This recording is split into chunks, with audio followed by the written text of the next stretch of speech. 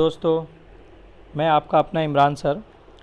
मुझे पता है बच्चे कि आप सब ना एग्ज़ाम को लेके बहुत ज़्यादा टेंशन में रहते हैं और ख़ासकर मैथ्स एक ऐसा सब्जेक्ट है जिसको लेकर आप बहुत ज़्यादा टेंशन में रहते हैं और आपको बहुत ज़्यादा डाउट रहता है मैथ्स को लेके कि मैथ्स में मेरे मार्क्स कैसे आएंगे।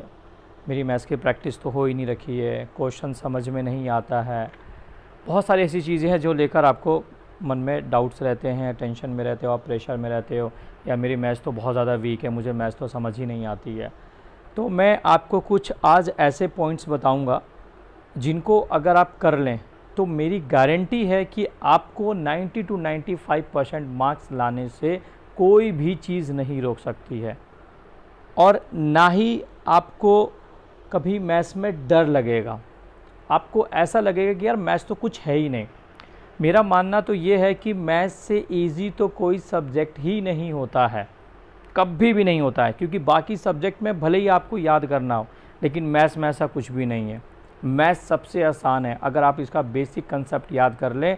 और अगर आप, मैं जो 6 बातें बताने जा रहा हूँ आपको आज, अगर उन 6 बातों पे अगर आप ध्यान रखें तो मेरी गारंटी है बेटा कि आप पास, तो बच्चे कहते हैं ना मैथ्स में पास कैसे होंगे, पास तो बहुत दूर की बात है, आप 95% से ऊपर मार्क्स लेके आएंगे। आज जो मैं बात बताने आपको जा रहा हूँ, और मैथ्स का डर हमेशा हमेशा के लिए आपका ख़त्म हो जाएगा।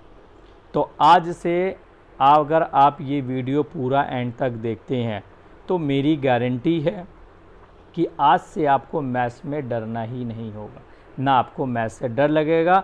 और जो एक मैथ्स सब्जेक्ट आपका हवा बना हुआ है कि यार मैथ्स तो मैथ्स होता है, अपने बस की तो बिल्कुल भी नहीं है, तो ऐसा कुछ भी नहीं है। मैथ्स बहुत आसान है। तो आज मेरी इन 6 बातों को आपको ध्यान से सुनना है और अपने दिमाग में हमेशा के लिए फ़िट कर लेना है। अगर मैथ्स सब्जेक्ट है आपके पास, ज़रूरी नहीं है कि आप first class, 9th class, 10th class, 12th class, maths कोई सी भी क्लास की हो, कोई भी लेवल का मैथ्स हो, अगर ये 6 बातें आप ध्यान में रखते हैं तो मेरी गारंटी है कि मैथ्स में आपको 90 to 95% से ऊपर मार्क्स लाने से कोई भी चीज़ नहीं रोक सकती है। तो चलिए स्टार्ट करते हैं। रेडी हो जाएं, माइंड मेकअप कर लें कि ये 6 चीज़ें तो आपको करनी ही करनी है। नंबर 1, उन चैप्टर पर नज़र ज़्यादा रखें जिनसे सबसे ज़्यादा सवाल पूछे जाते हैं। उदाहरण के तौर पे मैं आपको बताऊं कि आप एक मैथ्स की किताब लो, क्लास 10th ले लो एग्जाम्पल के तौर पे, उसमें मैथ्स के 15 चैप्टर हैं। अब उस 15 चैप्टर में कम से कम 8, 10, 12 चैप्टर ऐसे होते हैं जो सबसे ज़्यादा मार्क्स के पूछे जाते हैं। तो सबसे पहले आपको उन चैप्टर की प्रिपरेशन करनी है जिसमें सबसे ज़्यादा मार्क्स के क्वेश्चंस आते हैं। तो मेरे कहने का ये मतलब नहीं है कि बाकी जो कम मार्क्स का है उसको करना ही नहीं है, ऐसा नहीं है। पहले हाईएस्ट मार्क्स की प्रिपरेशन करनी है, उसके बाद जो आपके कम मार्क्स के चैप्टर है उनकी प्रिपरेशन करनी है, बट करना पूरी बुक है।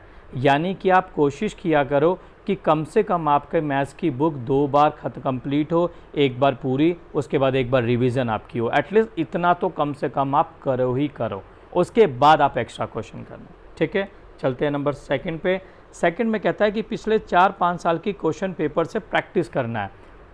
जो आपका बोर्ड का एग्ज़ाम आएगा या कोई भी आपका जो एग्ज़ाम होता है, आपको नहीं पता कि आप फर्स्ट टाइम अटैम्प्ट कर रहे हैं और आपको नहीं पता कि वो एग्ज़ाम कैसे आएगा, तो उसको पहले समझना होता है। अब समझो कैसे कि भाई मैं जिस एग्ज़ाम की प्रिपरेशन कर रहा हूँ वो कैसे होगा, कहाँ से आएगा, किस टाइप के क्वेश्चंस आते हैं, बहुत सारा डाउट होता है। तो उसके लिए डरना नहीं है, आप पिछले 4-5 साल का क्वेश्चन पेपर उठाएं, उनकी अच्छे से प्रैक्टिस करें, तो आपको समझ में आ जाएगा कि आपका एग्ज़ाम जो आने वाला है वो कैसा आएगा और आपका डर ख़त्म एकदम। नंबर 3, अपने चैप्टर की रिवीजन करना। चैप्टर का रिवीजन ज़रूर करना है। ऐसा नहीं है कि आपने एक बार कर लिया उसके बाद चलो हो यार मेरी तो प्रैक्टिस हो गई, करना नहीं। मैथ्स ऐसा सब्जेक्ट है जिसमें प्रैक्टिस मांगता है, तो आपको प्रैक्टिस करने की ज़रूरत है। तो जो भी चैप्टर आप पढ़ते हैं उनको रिवीजन ज़रूर किया कीजिए आप लोग। ठीक है। नंबर 4, जो भी पढ़ें उसका शॉर्ट नोट्स बनाएं। बच्चे क्या होता है, सब्जेक्ट बहुत ज़्यादा होते हैं आपके, चैप्टर बहुत ज़्यादा हैं आपके, और आपको समझ नहीं आता है यार एक चैप्टर में 6 एक्सरसाइज है, कैसे करेंगे। तो जब आप चैप्टर पढ़ा करते हो तभी आप जो मेन क्वेश्चंस हैं, जो मेन आपको टॉपिक्स लगते हैं, आप उनका एक शॉर्ट नोट बना लिया करो, ताकि जब एग्ज़ाम टाइम है तो उससे पहले आपको पूरी बुक पढ़ने की ज़रूरत नहीं पड़ेगी। आप वो शॉर्ट नोट से पढ़ोगे तो आपकी प्रिपरेशन बहुत जल्दी होगी और ज़्यादा लर्न भी नहीं करना होगा।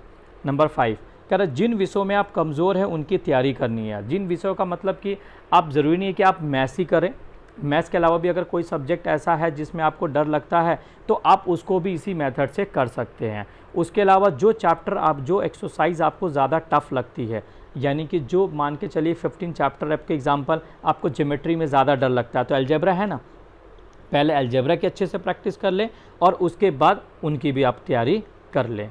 नंबर 6 पढ़ाई के बीच में थोड़ा वक्त निकालना, ये सबसे इम्पोर्टेंट बात है आपके मैथ्स के लिए और किसी भी सब्जेक्ट के लिए।